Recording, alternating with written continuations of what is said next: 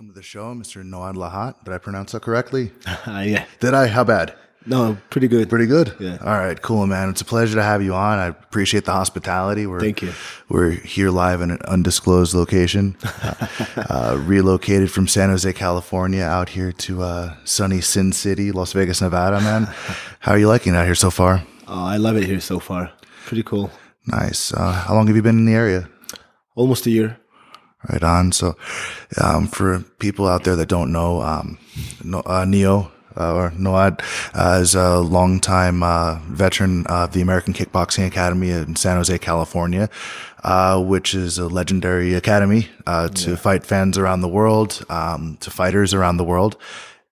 But its location, it's also notoriously expensive for cost of living. So this relocation seems like it makes a lot of sense for many reasons. Yes. So how do you feel the level of the training is? Puppy. I love dogs, man. It's perfect. Adds to the ambiance.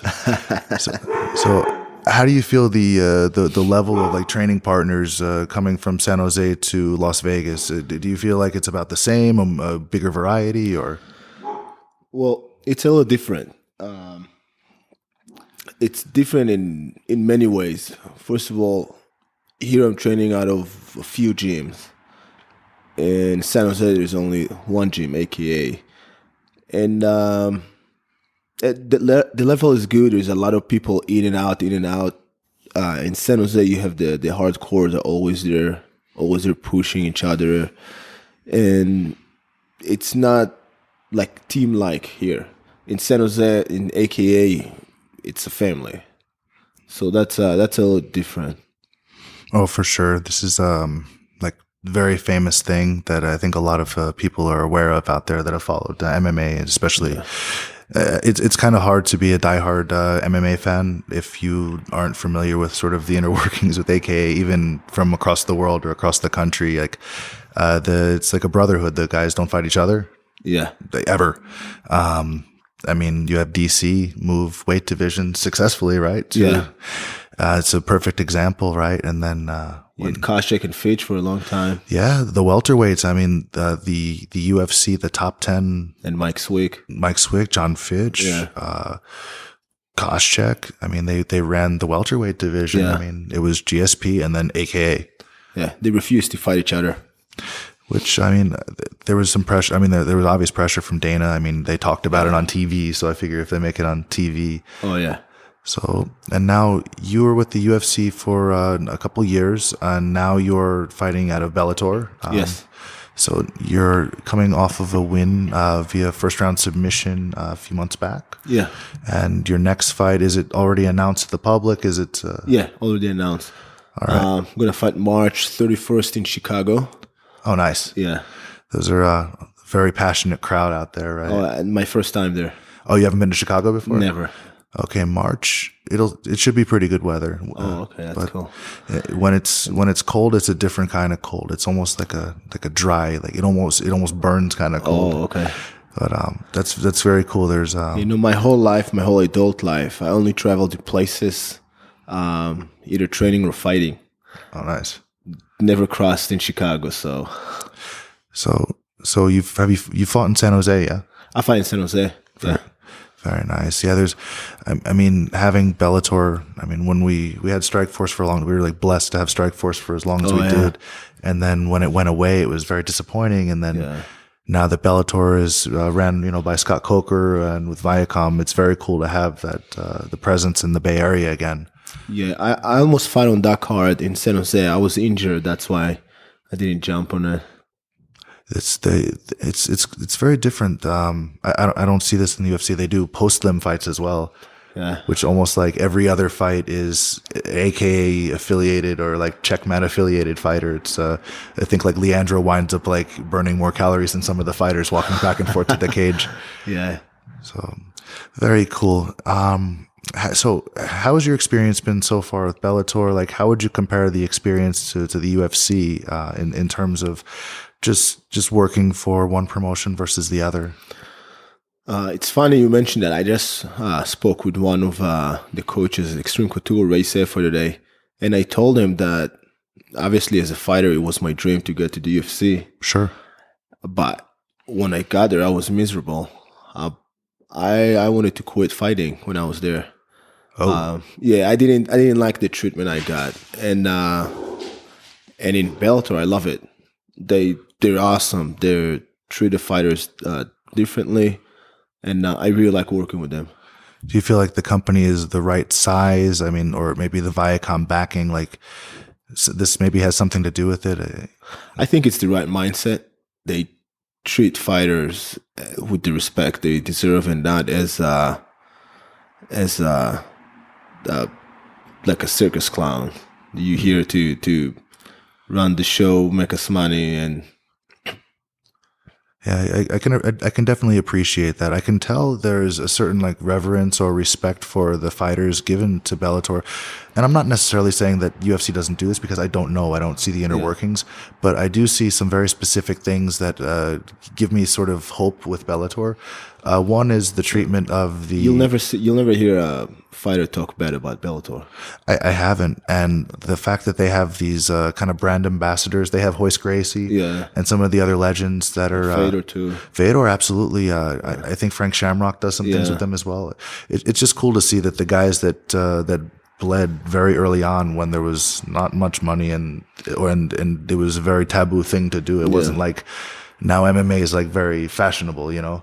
Maybe it's illegal in some places still, but it's very popular, right? You say you're an MMA fighter, people, they don't look at you like, oh, he's a cage fighter anymore. You know, it's.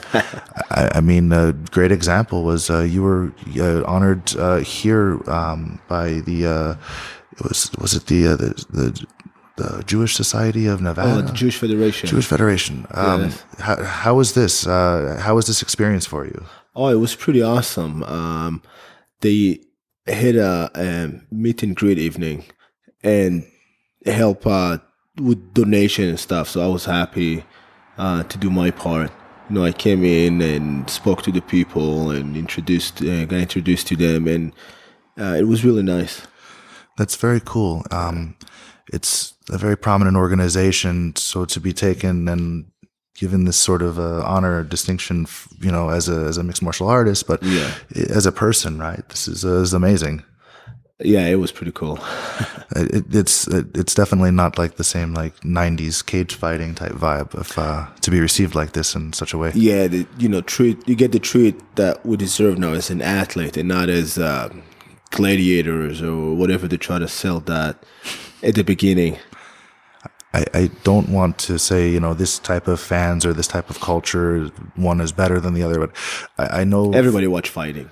Of course, everyone does. It's everyone the most primal thing, you know, like when we were kids and they scream fight and everybody run to watch it. Yeah. It's just in our nature. We just want to watch it.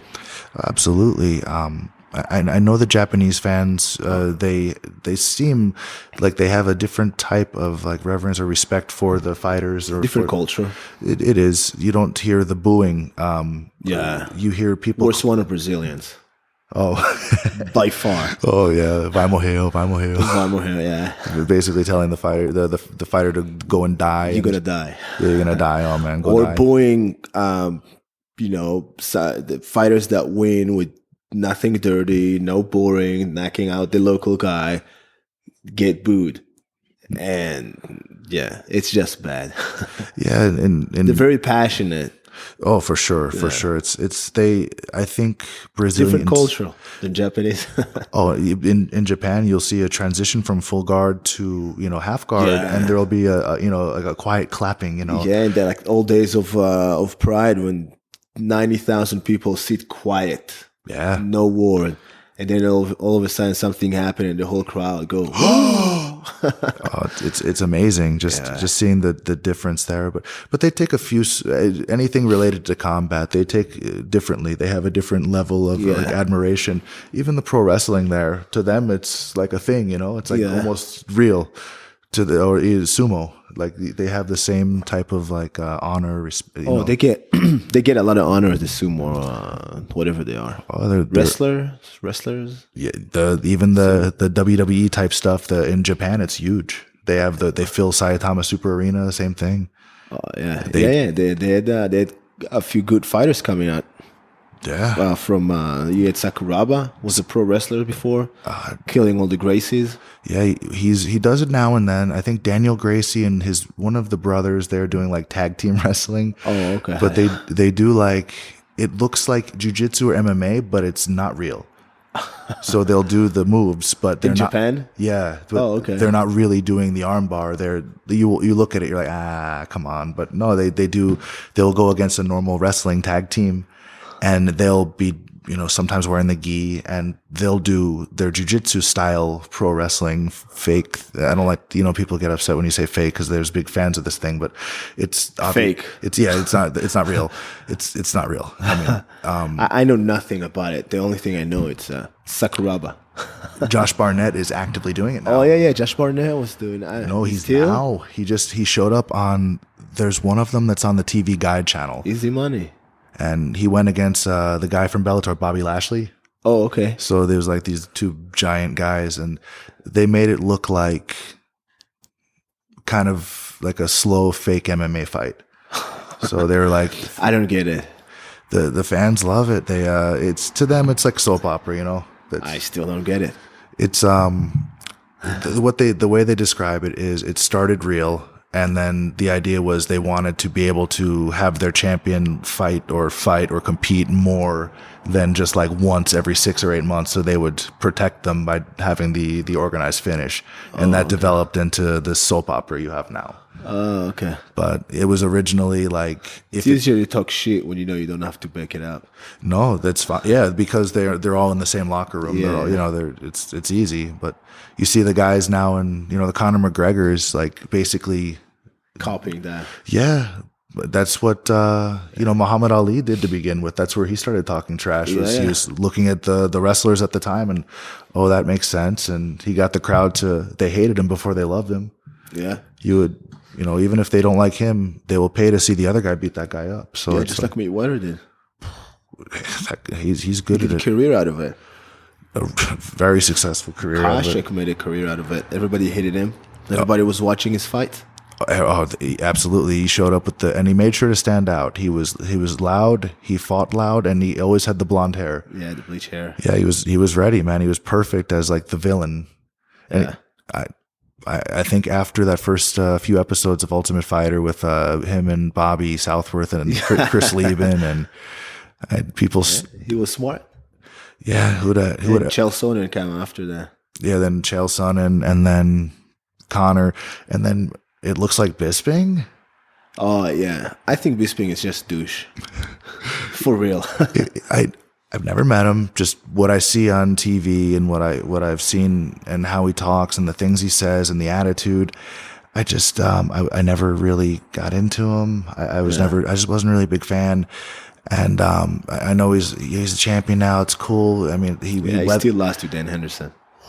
I think so. I don't. I thought he was for sure finished in that was the first or second round. He got dropped hard twice, right? Yeah. I didn't think the Anderson Silva fight went the way it was scored, but it's and people. Half of the people are going to say one thing and half are going to say the other, whatever. But now you have him going against George St. Pierre. Yeah, you gotta. How is this going to work? Like you have an obvious number one contender in this division, and then GSP comes back, and it's the money fight, and he gets paid, and that's wonderful. But it's all about the money now. Of course, that's it. Fake belts, interim title for the man. It's well, you can't give a belt when the guy is still healthy and ready to fight. Then just take his belt. He went on TV and says he's not going to fight. Yeah, he says he's going to go home and have a child. And good for him. This is wonderful. Congratulations. But I just don't like the idea of like, if the belt isn't being defended in a certain amount of time, and then you make an interim title just to make it, they're not titles. They're becoming props. Yeah. And when we were saying like the difference between pro wrestling and UFC is one is real and one is fake, but like when you are like making fights so deliberately and making these titles that are just there just to sell pay-per-views, like this Well, is. it seems right now, especially after they've been bought, that it's all about the money. I think they're trying to pay off that $4 billion loan or whatever. I mean, you have the Williams sisters, you have all these famous actors that own the UFC. Yeah. Man, I hope They're no show business. I hope they. I hope they did the math, because these are real people. Like, this is it's not making some Titanic movie or. Well, the sport will be with or without the demand is there. So even if they go away, the fight is there. Oh, the yeah. views, the fans are there. It's just going to be someone else. The sport is bigger than any organization right now. Oh, it's just going to continue to grow. It's going to continue to solidify. Basically, I think the rules are going to change here and there.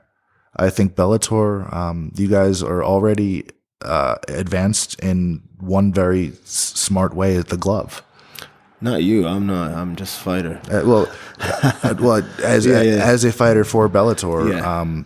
You're going to be exposed to less, broken finger type injuries and less eye pokes with that glove.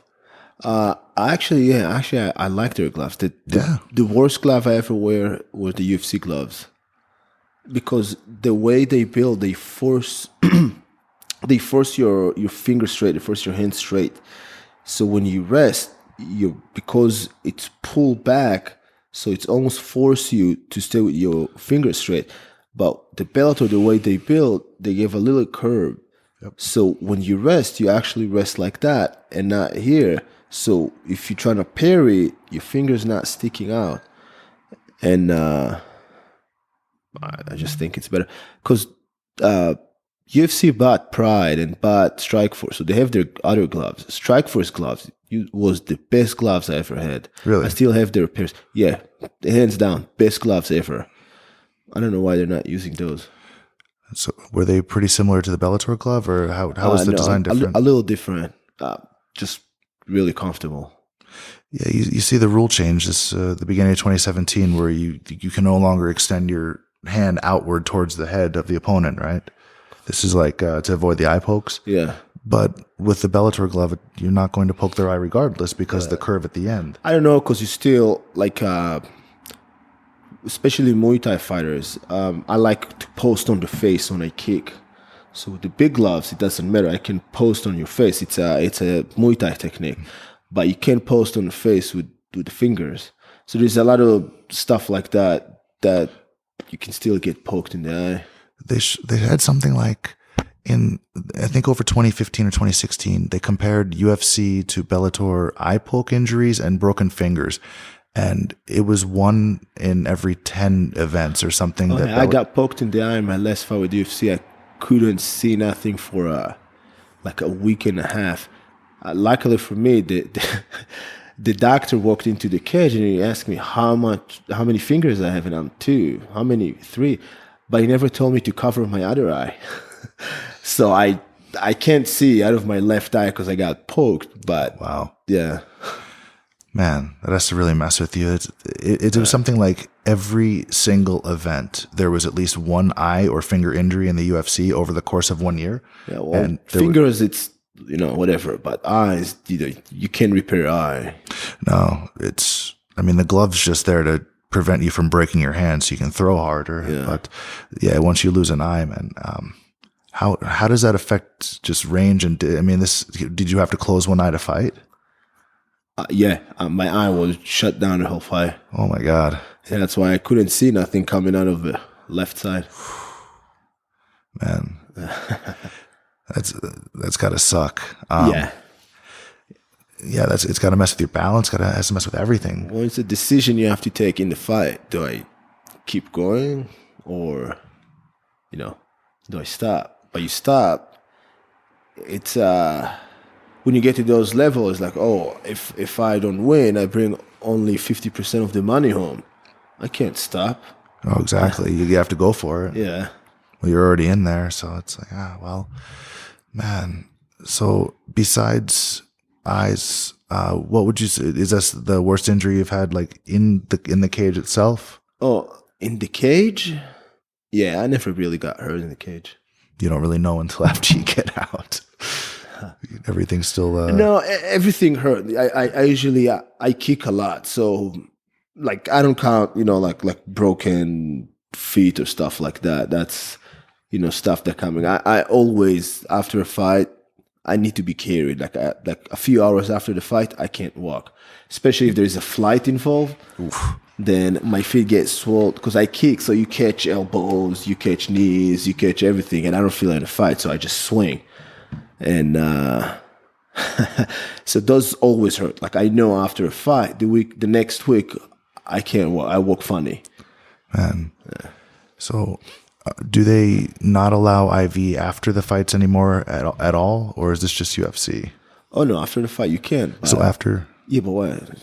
No, I mean like IV with beer or something. No, if you need to like rehydrate or nobody, you don't care about that after the fight. After the fight, it's funny. I always go to the fight and I have my bag with the right food and fat, and I have like my drinks and my coconut water. And a second after the fight, everything go to the trash.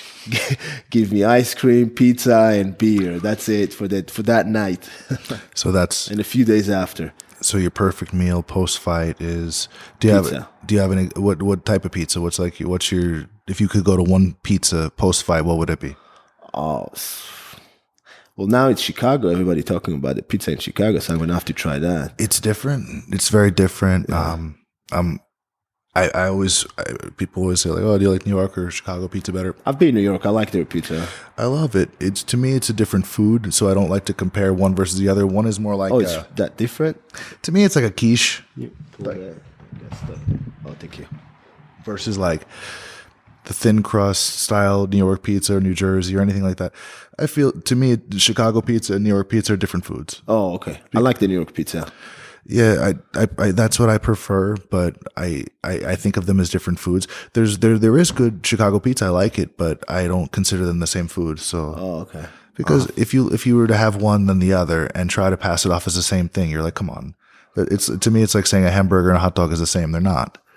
It's just one that you eat the one with a knife and fork, and you eat the other one just standing there by the subway or something. Oh, okay, nice. Yeah, it's like in Brazil, you eat with knife and fork. Yeah, except it's like it takes six of these. It's like shitty pizza. Man, they are so proud of their pizza there. One time I asked for a tomato on my pizza, and she just looked at me like funny. It's like, well, what do you mean? I was like, can you just put tomatoes on my pizza? And she was like, no. I won't do that. Yeah, the places I went to, they would put like banana or corn. I had chocolate and strawberries, and were this your pizza, the all-you-can-eat pizza. Yeah. I went there after a tournament that I won in Brazil with a bunch of my friends, and yeah, we got chocolate. It was horrible.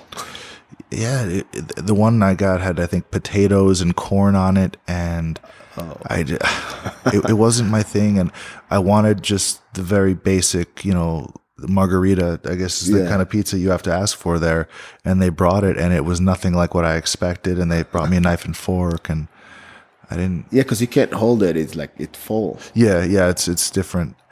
I had pizza in Sweden, and that was a little bit closer to what I had in New York and what I grew up with. I had in Germany. It was pretty good. It was pretty good there. Yeah. Cool. So you fought in Germany, on the UFC card there, and you had private security detail. I read about this, man. Yeah, this is crazy. I had 4 giant bodyguards going with me everywhere. Look like bodybuilders, man. And you're the fighter. I'm the fighter. I'm like fighter. All small, and they're like walking past me like that big. It's cool. They take it this seriously, though. They had to. I had like a bunch of like threats and stuff. This is bad, man. Not enough peace in the world, man. Yeah, I brought my own one. I have a friend work for the Israeli Secret Service, so he was everywhere with me on top of whatever the UFC provide. Man, I think you were probably good with that. Yeah, but I remember, man, going to Valley Fair Mall. There would be the Israeli women there. They're selling like the deep sea cosmetics. Oh yeah, and they grab you to try to sell you the stuff. And the one grabs me by the hand. I'm like, this woman has a hell of a handshake. She's like, yes. She's grabbing people all day. Yeah, she's like, yeah, I did many years in the army and no Krav Maga, all the stuff. And I'm like, How much? Like this woman's gonna break my arm or something. No, all women have to do 2 years. Yep. Yeah. It's cool. It's Most of them not combative, but they do. They feel a lot of important jobs. Like all the guys, like all the snipers and instructors, tanks, missiles, all girls. Yeah. Wow. Like you go to how to drive a Bradley or how to use anti-tank missiles, and it's like a 19 years old girl teaching you how to. It's hardcore. Yeah. It's I learned how to shoot my saw from a girl. really. Yeah. Very cool, man. Yeah. So, with are you a gun guy out here, or do you like to go shooting all this stuff? I have a few guns, but I'm not I go to shoot every once in a while, but I'm okay. I got most of my shooting in the military. Yeah, you basically you did basically a tour of service during your MMA career, yeah? Yeah, I'm reserve. Oh, very cool. Yeah, until 40 something. Wow. Yeah. So you did was it 2 years also, or I did 3. So you did 3. Yeah, men do 3. Oh, very cool. So you were fighting and then came back to UFC and then went to Bellator, like, so after this 3 years of service. So I didn't get you. 3 years of service when I was 18 to 21. Okay, so before UFC. Way before. 2006 I finished. And yeah, then I went to Brazil, then California, and then... It's not a bad tour. No. Man. So, let's say March 30th. This fight is 31st. 31st in Chicago. Yeah. Do you know who's your opponent? My opponent, Dennis Dumbro. Dennis Dumbro. Yeah, he's a local guy from Chicago. Very cool. Yeah, he's gonna have a bad night. Very bad night. Very bad night. What's his specialty? What is he known for? Jiu-jitsu. Oh, okay. That's why I was happy. I was like, okay. So you're a judo and jiu-jitsu black belt with striking on top of it. And yeah. It's that's a challenging fight. Yeah. For Mr. Dumbro.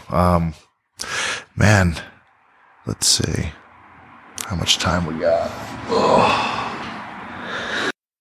If I don't take responsibility, if you do it one time, it becomes okay to do it the next time, and okay to do it the next time. Like you give yourself the out. Yeah, because it's like, well, if you lie one time, it's so much easier the next time. But when you go out of your way to do the right thing, that's the trend. That, the more you do this negative things, the more it's easy to do it the next time.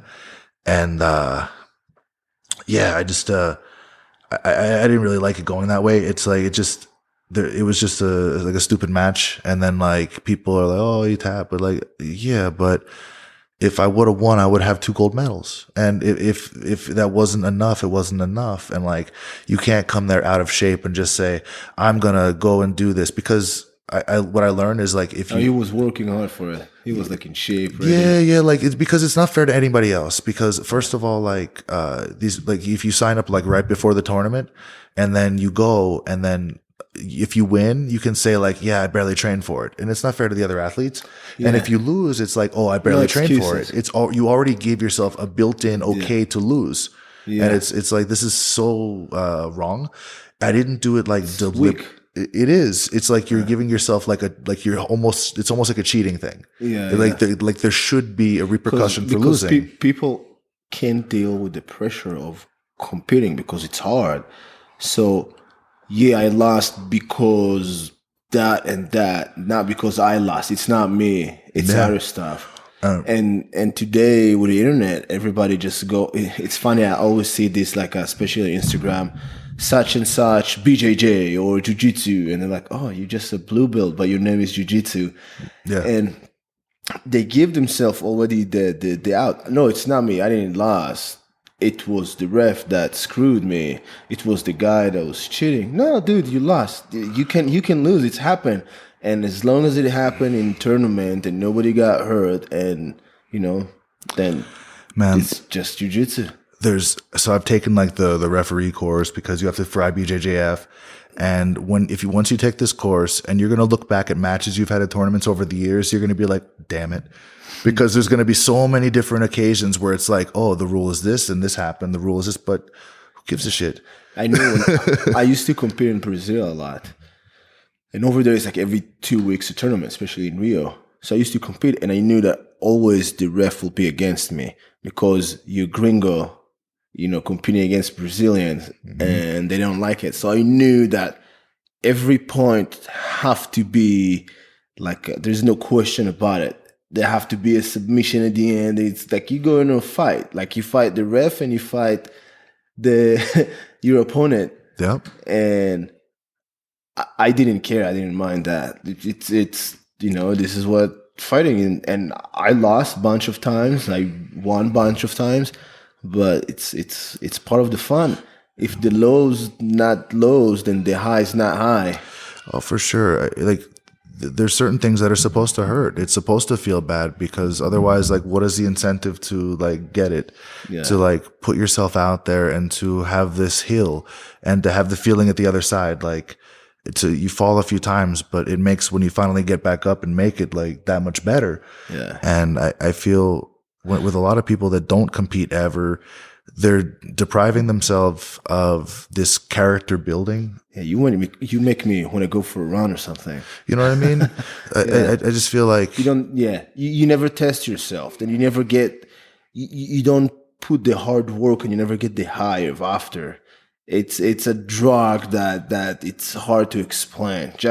Just the fact that everybody's scared of performing, especially there's nothing more natural than one-on-one. It's your skills against his skills, and it's scary. Nobody wants to embarrass himself. Nobody want to get hurt. Yeah. But you go there and you conquer your fear, and there's no excuses. Everything is on the line. It's me. I do my best. That's why I don't care if I lose, because I know that I came ready and I put everything I could at that moment, and that's it. Absolutely. Because otherwise you go about things with like having this thing in your head, but like, I did this thing. Yeah, but like an asterisk, you know what I mean? Like, yeah. Like you didn't really give it 100% or you didn't really go full in. And yeah, if you win, great, you win. But then, like, yeah, but, and like having that. So I think for the self-defense aspect, because everybody eventually that stays with jiu-jitsu is going to be some kind of senior belt. And it's cool to do it for the sport aspect of it, but to never. But you should never forget the art. Yeah, and it's art before the sport, and it's embarrassing sometimes to see like a purple belt or higher belts that can't do any takedown. And so what you're gonna do if you walk with your girlfriend in the street and someone slap her? What, you're gonna pull butterfly? You're gonna start rolling your head. You have to be able to do the jiu-jitsu in real life. If against a knife, against two guys, you have to be able to, for sure. And for me, this is one of the things that I always from my student, I demand them to either get like even an amateur fight just to test yourself, or go to sparring, especially in San Jose. Go to sparring with AKA. Over there we spar for real, so let's see what your jiu-jitsu worth. How good it is. Like the belt doesn't matter if it's not worth, if you can't defend yourself, and that's the bottom line. Like jiu-jitsu is, first of all, and people forget it doing jiu-jitsu, it's before everything is students come there to have fun. After that, you as a teacher, your responsibility is to teach them to be able to defend themselves, to enjoy the environment, a good environment for the students, and the sport is secondary. Sure. Now, you have a lot of people that they want the sport. That's great, but that's a small percentage of the people who practice in jiu-jitsu. Not everybody will be a Pan Am champion. Not everybody will be a world champion, but everybody that is a blue belt should be able to beat anybody in the world that is not a blue belt. Like if someone just come from the street, I don't care how big you are, strong you are, a blue belt should beat your ass. Yeah, absolutely. It's I think a lot of schools just kind of cater to the every person that just has it as part of their day. Like they're just going and they want to just blow off some steam between work and home. Yeah. I think that's what the majority of schools cater towards. Yeah. And then secondarily, maybe the competition thing, because, it's another way of, making money in the sport for gyms and for people. That's more for the younger kids that come train and stuff. That I think that's really important for them. Yeah. But someone that is 30-something years old that never did any sport in his life, and you see them, they're coming. And I used to put a really long warm up, maybe a 40 minutes warm up that you have to go through, like all the kind of walk and flips, and you see people 30-something years old can't do a cartwheel because they never die in their life, or if they stand all four and tell them to pick up their left leg, they look like, how do they do that? Like their head never been connected in that way. Yep. When they're like standing all four, all they know is sitting nice and doing this, but all of a sudden you're trying to do this or be on their back, and then they can't move. And and you see a lot of people. I used to do, man, like everybody, all my students, they have to do like a cartwheel part of the warm up, and like a front flip and a handstand, and students come to me, I can't. I was like, I never told you to succeed doing that. I told you to try doing that. So you see they crash, they go up, boom, fall on their head once, twice. After a few months, they're coming like, I was never able to walk on my hands, and I can now. Absolutely. Everybody can. You should be able to. It's all about the practice. Yeah, I feel like there's some prerequisites that are like unspoken for jiu-jitsu, at least to succeed in it. I feel like most people fail at takedowns because they're afraid of getting hit. They look at the floor and they are shallow on the attempt every time. I think because most of the training takes place on the floor, so they feel comfortable. So they're like, oh, I'm just going to pull. Yeah, but once you see guys like, you'll see like the lazy purple belt, and it's like a generalization, but and I see them like they get fatter, they lay flat back. You see whenever I see the guy with the crown of their head on the mat, I'm like, oh man, this guy's done. Like, what are you doing? Like, get your shoulders off the floor. You'll be there forever. Like, at least crunch up a little. Come on. Yeah. But they'll like skip more and more warm ups. They won't participate as much. They'll come in, just sort of stretch on the side, but they're the first one to get hurt. They're barely ever there, and they're purple belts or blue belts forever. They usually disappear at some point. They're coming back after like 5 years of like, oh, I really want to do it again. Yeah, but then they're past like, man, you were a white belt when I started, that sort of talk. It's like, yeah, but we were here every day for like the last forever. Yeah, it's like someone asked me once how I got my black belt, I think in like 4 years, something like that. And how did you do that? I was like, well, I packed about 15 years into 3. I used to train 3 times a day in Brazil, 3 times a day, every day. That's how. There's no secrets. There's no shortcut. That's how you do it. The time you put, that's what you get. If you don't put the time, you put it up once every other day, then you're gonna do it in 15, maybe never do it, and Yeah, if you don't put the mat time in, it's gonna take forever. But once you're there, you get that rhythm down. Like, you move different than everybody else. Yeah, it's like once you're able to time things, like you start seeing things. Like I think I would go like months at a time when I would just not get my guard passed. Like that would be all I do, just work open guard, just not get my guard passed. Yeah. The minute I got my black belt, I went to like every seminar. I went to LA like I think 4 times. I went to Jean-Jacques. I went to Eddie Bravo. I went to everything I could. Yeah. I competed immediately. I went to US Open. I got bronze in the open weight just to do it. Like, because it's like, okay, I'm a white belt again. I can't just be, you know what I mean? Like one of the guys that just gets their black belt and this sits over on the side, like, okay, guys, start running. Like, I have to be active now. That's funny. I stopped competing at all at black belt. Oh, really? Yeah, but for me, it was a time to pick either jiu-jitsu or MMA, and the set of rules of jiu-jitsu hurt anybody trying to implicate that to the real world, which is MMA, the rules are against you, and it's just it's a different mindset. So I used to go and like lose on a stupid advantage because someone like pulled on me right away because they know I have a good takedown. So you see them like jumping from the other side of the mat and just play like a simple thing and just block it. And I was like, then I'm not doing it anymore. It's just too many rules. That's the reason I left judo, when it started being too many rules and less art, too much sport. You can't do the cross grip at all. And then I did the jiu-jitsu, and then the jiu-jitsu started being a little too much sport for me. I was like, oh, too many rules. I was like, okay, I'm over this. Man, the one thing I'm seeing now with jiu-jitsu, with gi jiu-jitsu, not EBI rules, but like IBJJF style rules or IBJJF rules. Yeah, I love all the new the only submissions. It's amazing. Cool. Now you see what's work, what don't work. You see the combat EBI? They're doing like striking your hand. I think that if anyone will beach slap me, I'll stand up and stamp on their face.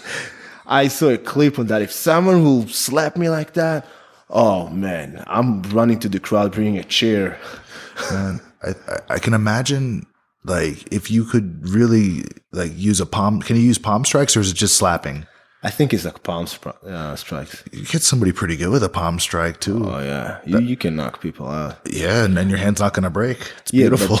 It's those guys that do just jiu-jitsu, so their head like slaps. But if you bring like a fighter and like, okay, we can palm strikes, I'm gonna knock you out right there with ground and pound. This is when it's not as much fun bringing in some of these like ex-UFC guys that go and they don't do that well in Metamoris. Like, yeah, now Chael Sonnen's here. Do you still want to fight him? Yeah. Like, or now John Jones is here. Like, do you still want to fight him? Someone like John Fitch to hold you down and just slap you like for 10 minutes. I don't think it would last that long. I think that arm would be like, take it. Yeah, just take it.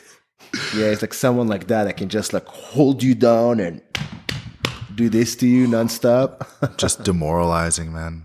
Yeah, you see, so that I really like that the new transition he takes into the submission only, and you can see, and I hear people complaining, oh, it's only leg locks. You know why? Because leg locks works. That's why. Because if you don't know how to defend leg locks, you screwed in with someone that know how to do leg locks. It's because for the longest time we have a culture that basically says that legs aren't, like, it's somehow unfair, but this is just because like they're not drilling it, they're not training it. Like, you have an entire culture of this sport that's basically frowning on leg locks, and it's like, wait, this is just trying to save money so people don't get hurt and not compete. How is that more dangerous than a kimura? It's not. You just have to be, you have to know where you're going. I'm doing leg locks because I found out that this is the easiest way to submit Brazilians, because they don't do leg locks. So every time we put Noga, it's like, oh, guess what? I'm going after your legs for the next 10 minutes reroll. And for me, so I've been doing leg locks for like years now, and then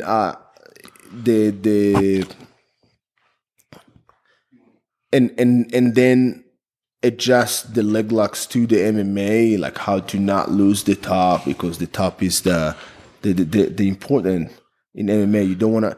I'm not gonna go for your leg and get a elbow in the face, and that's also keep your jiu-jitsu real. Hey, guess what? You're not gonna dive into maybe an armbar that you get advantage in jiu-jitsu, but in the real life you're gonna get your face smashed. So your jiu-jitsu get really real. It's not necessarily as pretty, but it's you have to be able to. I think at least every black belt should have at least one amateur fight, or not necessarily. You have to go into an event, but at least be able to train with the gloves or even no gloves, just to know that your guard is actually good guard. You can play guard and not just survive there. I feel that a lot of the guys that go in and their takedowns, they don't get them. They're shallow on the penetration. Like, the level change, it's just they're always like a half a foot to a foot short. I feel like if they had done striking effectively, and actually if they're used to being punched in the face, they wouldn't just close their eyes and look at the floor when they shoot. Yeah, but even if you look at the I remember when I was in Brazil, there was the Gracie Mag back in Brazil, I think 2008 maybe. I love to read that. They used to have like a one section English and one Portuguese. Yeah. So I remember like there was like the rules, what you need to do to get your black belt, and one of it was at least a year of judo. Okay. Yeah, that was like their rules, and I was like, oh, okay, I got that. But that makes sense because you see so many black belts that can't. But if you can't, then your guard should be crazy good.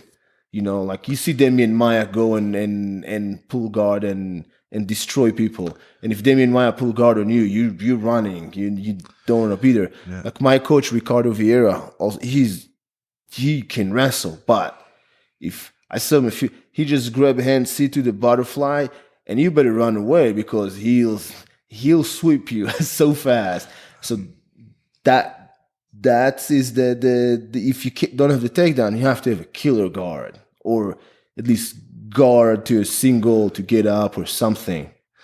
Exactly. There's a couple honestly both, because you're going to come across both types of people, and sometimes you're going to come across people that are going to have that skill but better than you. Yeah. So you're having the other one at your disposal, at least at some respectable level, because what happens, like you have no options at that point. There's always going to be somebody bigger, better at whatever, but having at least some level of judo, some level of wrestling, and some striking. But I think also, pulling guard, there is a place for pulling guard. You should never be proud of pulling guard, but there is the place, and it shouldn't be like the lazy guard of like, oh, I jumped and now I'm winning. It has to be an aggressive and working guard, and not just to be able to stuck the game. Okay, the game don't move now, and everything. It's just yeah, it's different now just because the sport thing is so popular, and that's like everybody with. Oh, I enjoy the sport, but what I don't enjoy is what happened today. Back in the day, when you had the lightweight, you had Leo Vieira, you had Shaolin, Fredson Paija, Ricardo Vieira. The lightweight was crazy, the most interesting one. And now it's the heavyweight because they're working more, and the lightweight actually looking for the advantage or for the point. And the last time.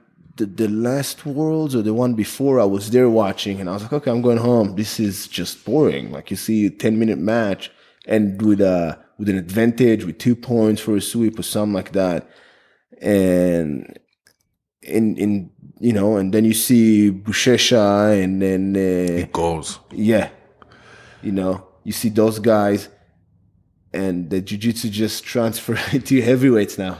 Have you seen what the one move that I see a lot now is the guys like, and this is everywhere from like purple belt up, like the ones that are serious about competition, they shake hands and take a few steps backwards, and then they play the perimeter the whole match. And because the mat is not that big, so any of these guys like over like 5'10", 5'11", any takedown is going to wind up out of bounds. So they literally just suck the energy out of the guy, because once you get to that, there's the main mat area, there's the warning, and then the out of bounds, right? Yeah. They shake hands and they take a few steps back, and they get the guy, like if it's a wrestler, to come to them. So even if they get taken down, they don't give a shit. They took all the energy out of the guy. There's 0 points for the attempt. Oh, really? Yes. Well, that's the problem. The problem is not the competitors, because they find the advantage they have in the sport to succeed in. The problem is with the set of rules. And I think those set of rules are there on purpose, sure, to basically to prevent wrestlers from taking over. So I think that's that's with the judo also, right? I think there was certain types of like grips. You're not allowed that were to prevented. touch legs anymore in judo. The legs was, they couldn't handle the Russians. Wasn't the bear hug like one of these, like was it gable grip that you weren't allowed to do this? There's something else that they took away in judo as well. You can't break grips with two hands. There's no 2-on-1, and you can't do like a cross grip. I tell you what, the judo now is beautiful. It's so much more entertaining than before, but it's not real. Oh, because all these set of rules are there. They're amazing athletes. Like I watch, the Olympic. I have like a bunch of friends from Israel that still, like Olympians, and and champions, and I watch, and it's amazing, and they are amazing martial artists, but those set of rules are there to prevent from the fight grip that was famous in judo. When I was there, the fight grip is so important, but now they prevent that, so you can't break it, or so you're not allowed to break it. So they'll have more ippons, more takedowns, and you can't cross because it's easier to defend. Like if I cross grip you, it's harder for you to attack. That's how it's come to prevent, because people used to cross grip and just straight their hands and rest. So they took that away, and the legs and stuff. I don't like that. Yeah, just not being able to do like the 2-on-1 grip break is just strange. Yeah, again, I love the art of judo. It's amazing. It's amazing martial art. The sport, I can appreciate that, but it's not for me anymore to practice. I like to practice, judo, wrestling, jiu-jitsu, like I do that all as like grappling. Exactly. It's the same art, because judo and jiu-jitsu is the same, but you took it to a different type of sport. It's the same art, just different sport. And then I even add like sambo, because you have the leg locks, which are like taboo in both things. Well, jiu-jitsu less now. Yeah. There's still many places where they look down upon it. But I have this theory about leg locks, and first of all, I like them because we have legs, and if you don't, and it's so easy to attack when someone don't know how to defend those. I went to Luis Panza's seminar. Oh, okay, yeah. Man, I go for ankle locks like crazy. Half of his stuff only he can do. Oh, he's like, I like when he says it. He's like, okay, and if worse comes to worse, more power. Yeah. Like, all right. Yeah, I trained with Dean Lister when I was. That's at first when I was training with him in San Diego, and that's when first I was like, leg locks. It's like the I was like, oh shit, I can do that, and it's so easy, and. I used to travel a lot, like between all black belts. Nice. There's a lot of black belts. I used to go travel 2 places and train with them. I don't believe in study from YouTube. Oh no. Like you have to go to the person and get. So I used to get every seminar. I used to travel everywhere in the world, whoever I can, train with. Is what was it, Neil? Is it Neil Melanson? Is he still in Extreme Couture, or he's like? He has more like a catch style, but he has a lot of leg locks as well. He might be in Florida now at a different gym, but I thought he used to be an Extreme Couture guy. I could be. But I've always wanted to take some classes with him. He has some like very cool sort of leg locks and things like that. I've always been kind of a fan of his. I just haven't been a chance to take any of his classes, but I've been trying to get to as many as I can. Just over like the last year or something. I don't know. I've been blowing like so much money on seminars. Like I try to attend everything that comes to the Bay now. But where would you say is like for gi jiu-jitsu, whatever, if you had to go any place to visit when you were in Vegas, like where would you go for sure? Well, there are 2 guys that I really like. I learn from a lot. One is Robert Drysdale. Okay. He's also, he's a black belt from Leo Vieira. I'm black belt from from Ricardo Vieira. And the one I consider my coach now is Robert Fallis. Okay. His jiu-jitsu is not a sport, is more like fighting and real jiu-jitsu. Oh, cool. And my recommend is that those 2. Very cool. Yeah. I just, who's the last seminar I went to was this Hickson Gracie 3rd degree black belt, Henry Akins. Oh, okay. Cool. He showed like a lot of like the self-defense stuff, like the OG, nice. But he was a bouncer in like these clubs in Hollywood for 15 years or something.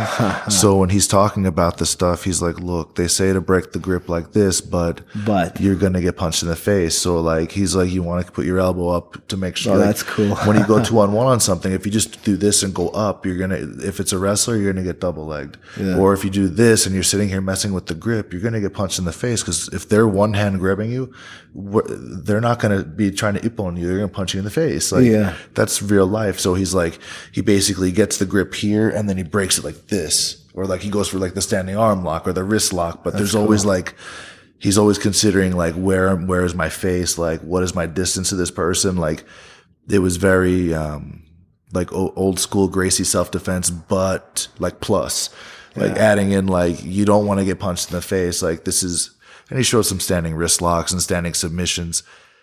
It was similar to like the stuff that Royce Gracie still shows, but with the added, here's how you don't get punched in the face while you do it. So like to some people, it's like, man, I don't want to, pay for like this self-defense class. But the other side, like, look, like not dying, like learning how to not get your ass kicked in public is like a huge piece of this that is like forgotten.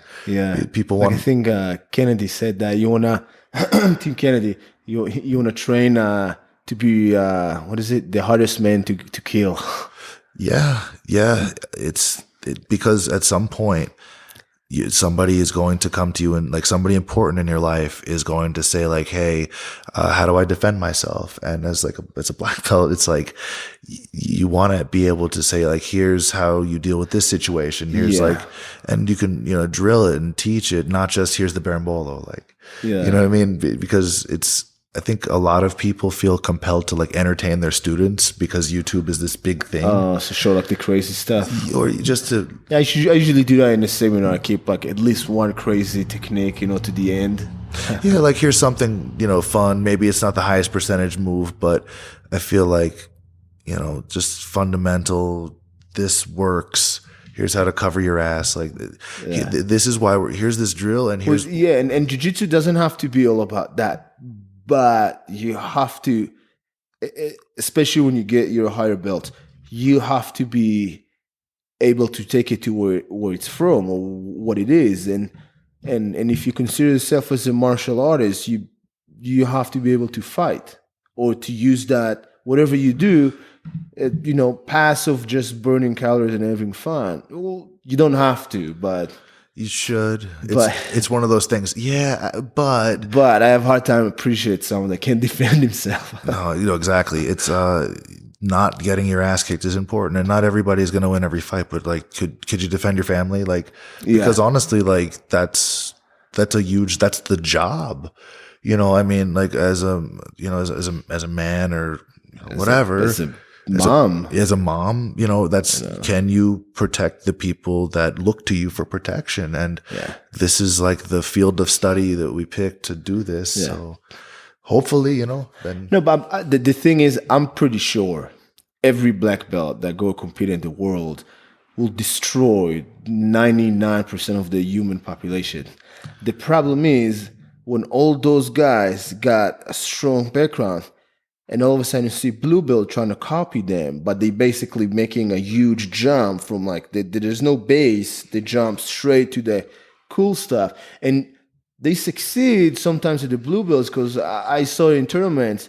People was like, what the hell? Like they're doing berimbolo and they don't even know how to react to berimbolo. But blue belt shouldn't even engage in that kind of...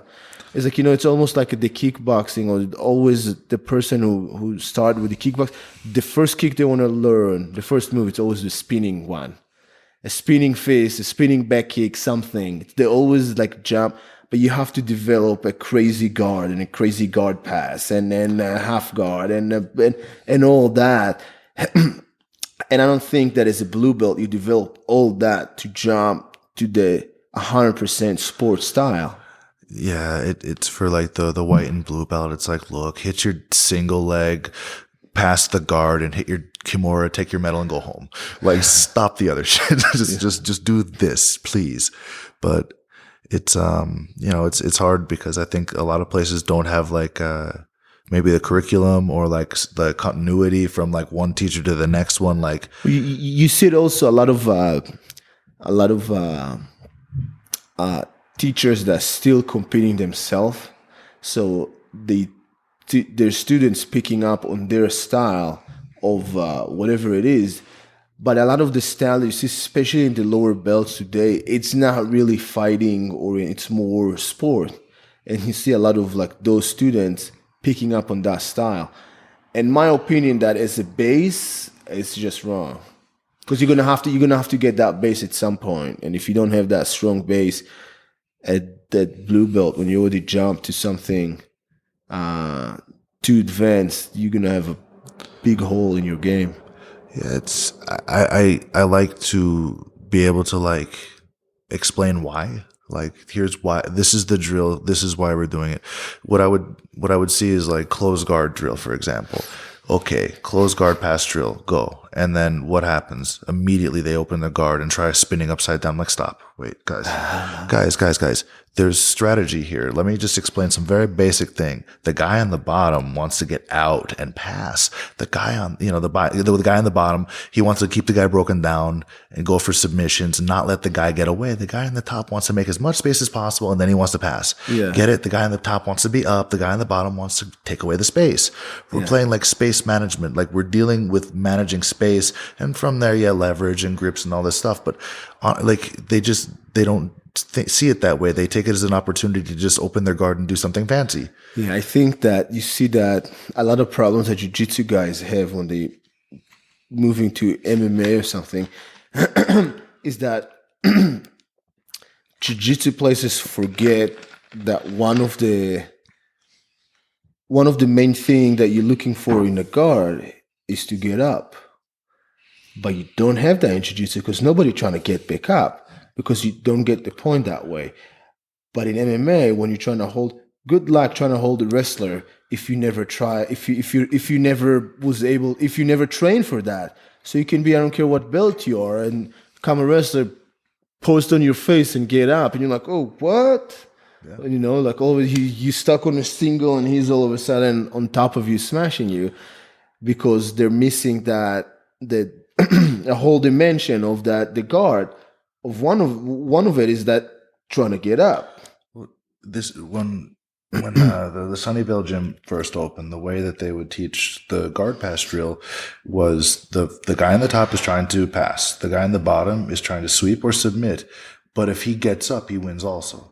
Oh, okay, that's like cool. Like basically, you get like the knee shield and do like technical stand up something, right? Yeah. If the guy on the bottom got up, the guy on the top messed up. Yeah. Like, you have him down. Your job is to keep him down, because if he gets up before you, you're gonna get hit. Yeah. You know what I mean? You're gonna get hit on the way up somehow, and maybe the hands can't have two hands on the floor. Like, pretend there's no UFC or rules or whatever. Just in the basis of you're trying to stand up, and if you don't know how to stand up correctly, you're gonna chase somebody to your feet. You're gonna get hit. Yeah. So like, for the bottom guy, we used to do it to where if you got up as the bottom guy, you'd start over like that. He won. Yeah. But now I see a lot of gyms don't do this anymore. Like, there's like confusion. Oh, the bottom guy just sweep or submit. But yeah, like you said, getting up. If you're the bottom guy and you're able to get up, the guy on the top messed up. Because you didn't do your job. Yeah. The guy's up. That's a sweep because you're still on the floor. Yeah. So yeah, it's like they call it like reverse. It's like doing the upa as a reversal and not a sweep. Yeah, because it's not a guard. It's part of the rules to Yeah. prevent from wrestlers to, even though the upa is one hell of a sweep. Yeah. But you don't get points for that. Yeah, because they the way they define it is you have to go from. You have to use the guard. You have to use it. Yeah, you have to be in a guard, and you have to end up on top of. Yeah, so it's. Yeah, but it's funny the way that isn't a sweep, but 50-50 playing seesaw back and forth. These are sweeps. You know what I mean? Like, this is it's just by some weird technicality. I don't think this should be a sweep, because just like grabbing someone's knee and rocking forward, like this isn't a sweep. Yeah, unless you got like totally stand up and an established position. Yeah, there's an arm bar from standing 50-50, man. It's like the most violent move in gi, but it's fun. Like. Yeah, I like that. The armbar from 50-50. You like grab the sleeve, like punch out, then like you dive and like go under. Man, Half Gracie showed this thing, and I saw it. I'm just watching him do it. I'm like, oh, I want to do it. Yeah, I think that's you can do it only with gi. That one. This is going to be hard to grab that arm without. Because if you grab the wrist, it's very transparent what you're doing. Versus with the gi, you already have this connection. You know what I mean? Yeah. But they're already grabbing it. Like, he shows how to get to crucifix when you're trying to pass the what is it called? The double arm stack pass. if they grab your sleeve when you're trying to do the stack pass, he like drops to his right shoulder, he lassos his leg over, then like knocks the guy into crucifix. It's very cool, but it wouldn't work in no-gi because they're obviously that connection is there. You're not establishing it. They're trying to grab it to like, heavy leg and like shoulder lock or something. But I did most of my life I did gi, and the transition to no-gi was so easy. It's just different grips. It's a little bit different strategy with no-gi. You basically go more for neck and legs, but I don't think the transition from no-gi to gi is impossible. Much harder. Gi to no-gi, I think it's really like a thin line there. I feel like if you focus more on like clinching and like using like these kind of hooks in like the back of the armpit or like the back, like you just find that the better areas for you to grab, like even the one arm choke, you can still get it. You get it on the bone in the back or everything, and if you see almost all the Abu Dhabi champions were all gi champions too. Yeah, I like no gi. I do gi traditionally, but I go back and forth. It's whatever's there. I never really did the 10th Planet thing, and I visited that academy. Man, it was fun. When Eddie was teaching, it was like a performance thing almost. He taught for like 2.5 hours straight, but not like just do this drill. But he was like very engaged with the students. He has very like specific drills and all kind. It was a fun class, man. We worked hard, but I learned a lot just because he was there like almost 2.5 hours, and we were there until almost 11 o'clock at night, and he's showing all this stuff, and it was a very cool experience. Like he's cool. Very I had no idea what to expect, man. I'm not sure if he's completely there, but he's totally cool. Dude, like in terms of how he sees jiu-jitsu and stuff, like you can tell he's like so passionate about it. So it was a very cool experience. And the names he gives to stuff, so funny. I'd never remember it. I saw this, there was a picture someone sent me online or like a website where it was a map of every move and how it connected to every other move. And it was in his curriculum. Yeah. Oh my god. Then the moves were like all these crackhead and New York and New Jersey and like all these weird names. Yeah. But each one, it showed the arrow of how the transition worked to the next move, and then you clicked it, and it was a video that showed the move. Oh, that's cool. It was insane. It was someone smoked way too much of something and spent because I don't think Eddie made this thing. I think it was some of his like follower guys. And okay.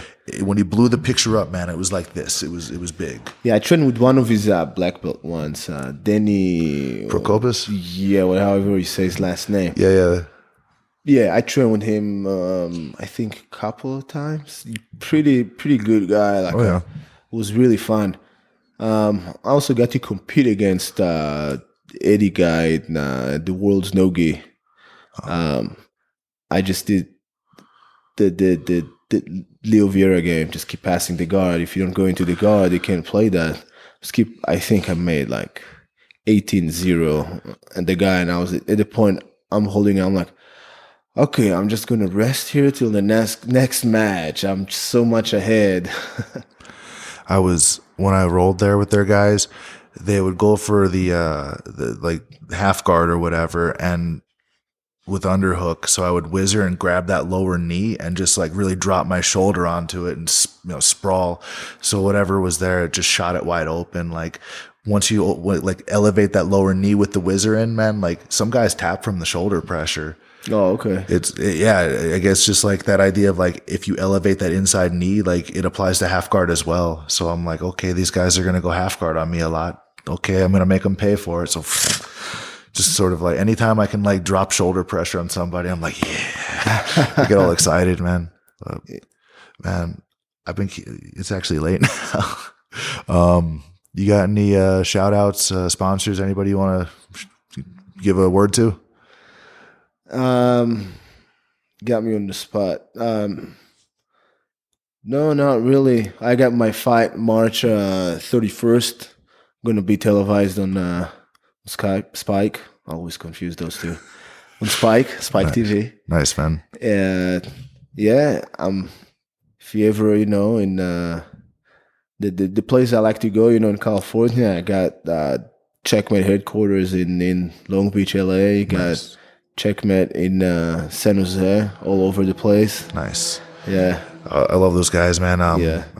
I've been with the AK personally with the Sunnyvale gym, but still, I've always, I've liked these guys very much. I liked it when everybody was like one gym, but I get it. Everybody's the business does what the business thing does. Yeah. It's not my place to speak on, but I still Chris Cold Iron. They He's always a cool guy. yeah he hits me up whenever there's seminars. So Bushesha comes through Panza. I So said Luch. yeah. So Yeah, I like that place. I like it a lot too. They have like a really nice family type feeling I'm kind of used to. So Yeah. I've known Chris since I'm a white belt. So okay. I like these guys very much. He's always been a really good friend. And then, that whole team, I like Leandro very much. Leo's like the nicest guy in the world. Yeah. The older family. Even like Bushesha, I met him a couple times. And when I see him, he remembers you and stuff. He's like very warm. That's the cool thing about jiu-jitsu is the guys that they're humble. Yeah. They're down to earth because they train with normal people every day. Yep. That's like as a fighter, you don't see that. Like you don't train with normal people. You don't go to normal classes. You don't deal with that. But as a jiu-jitsu guys, even you can find yourself training with one of the best guys in the world at any time. You just drop into his gym and be nice and they'll roll with you. And if you love jiu-jitsu, you should travel.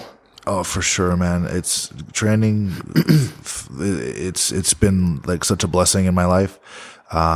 It's just made the quality of my life like much better. I used to travel a lot for work. So London and Brazil and Singapore, I got, go there. I've got friends all over the world now because we share the same thing. Like we're in this crazy same language. Yeah, there's no politics, there's no race, there's no religion, there's everything that acts, in part to divide people for the rest of the world. Like we are exempt somehow. Yeah, this is like it's this beautiful thing, and I feel like sharing it with the world. Like you wish everybody else had it, but you don't want them to spoil it too. So I feel like it's like the last honest job. Because if if you don't put in the work, it's there. And if you're not honest with yourself, you can't cheat. No, you can't, and it's no one will tolerate it. Like nature takes its course, just like the jungle. Like I get our friend Kyle Kingsbury always talk about meditation, the importance, and I tell him like when I do jiu-jitsu, that's my meditation. That's my fun. That's my hobby. I don't have other hobbies. That's what I like to do. I go there and the world just like disappear. Whatever problem is like outside the gym. Like you go there and I'm happy and then you come out, I was like, oh fuck, I got all these bills and stuff. But at that hour, you don't think about it. 2 hours, whatever you put. Yeah. No, that's in my car right now. I have the gear for the podcast that we're using right now and 3 gis. And like that's all I mean, I have some clothing and stuff, but like that's what I have. I'm like, well, what do I really need? And the things that I really need in my life, I'm just sitting down trying to reevaluate. Like, come on, like how much money are you spending? Why? And then what do you really want to be spending your time doing? I'm like, I'd rather just be training and doing this thing, because between being like having a black belt in jiu-jitsu and having this podcast, it's almost like the ultimate hall pass. Because even like there's certain gyms, some guys aren't supposed to train, you know what I mean? Like crossing teams, but with the podcast, like no one, they're like, oh no, come on. Like, whatever. And then like, it's a good thing, man. But even with that, I found that it's mostly because competition. Sure. Like if you're gonna compete against my students, I don't want you to come. But when you pass that phase in your jiu-jitsu, or for me, because I'm a fighter, so and I'm jiu-jitsu guys, so I've always been welcome. I was lucky. Just being respectful, come to a place, hey, can I train here? I want to learn from you. No one will say no, I don't want your money. Sure. I was lucky enough, most of the places I didn't need to pay, but because they like to train with me. Sure. So I can go and train, hit someone up and like, hey, can I come? You want to roll? And I think since I started, I was chasing black belts everywhere to train and learn. And Yeah, I think travel and if you do jiu-jitsu, travel for training or just travel and find a place to train.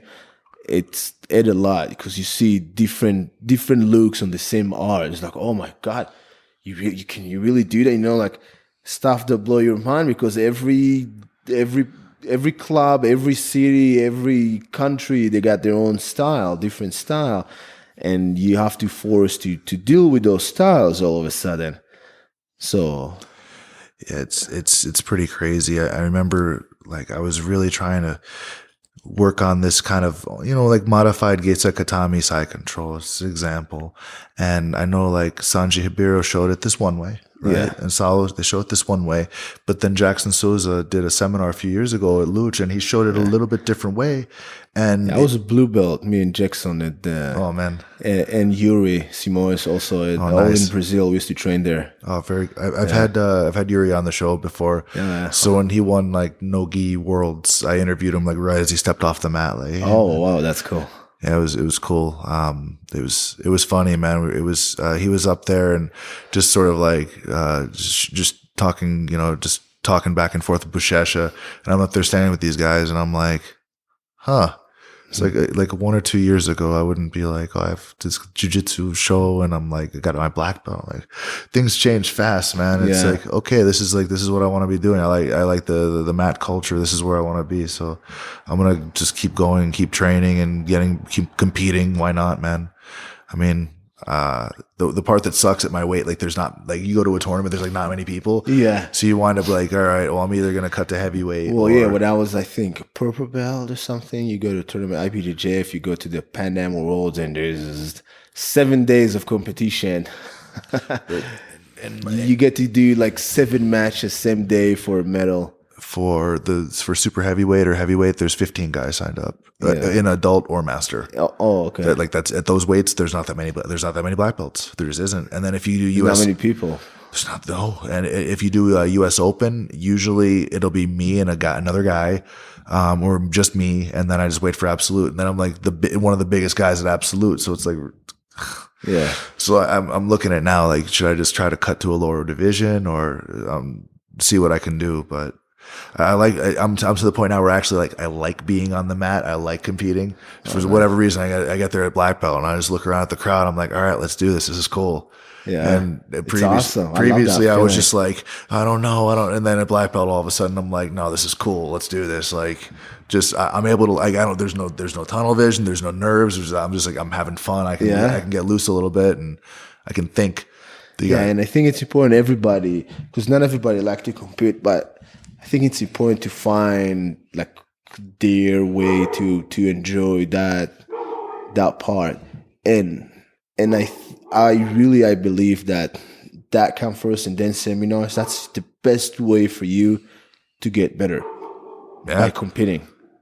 And jiu-jitsu is so safe. There is no brain damage. There is no broken bones if you tap in time, and it will make you so much better competing. Yeah. Because you have to prepare for that. And you actually see if your shit work or doesn't.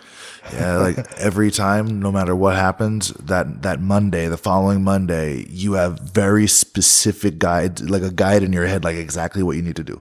Yeah. Win or loss, like that Monday, you have something very specific in mind, and you're either motivated as hell because you won, or you're even more motivated when you lose. Yeah. Because you're like, no, never again. No, I'm not like this. No, I can't believe this happened. So now I'm going to work this and this. And you're going to be obsessed on that one thing. Yeah. And the next time it comes around, as long as you're honest with yourself, it doesn't happen again, hopefully. But, man, I want to thank you for taking the time to open your home up, man. Awesome, man. I really appreciate it, brother. It was awesome. Thank you to Kyle Kingsbury for for hooking this up, and this Azoth stuff. It's an awesome nootropic. Thanks, guys, for your support.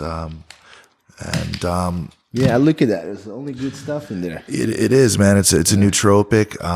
It's got all the good stuff you have in there. I hooked Kyle up with a pack of it to give it the once over, and with his blessing, I've moved forward with these guys. So I'm very stoked to be working with them, and very stoked to have the opportunity to talk to you today, man. So thank you very much. Go get him. Coming up March 31st in Chicago.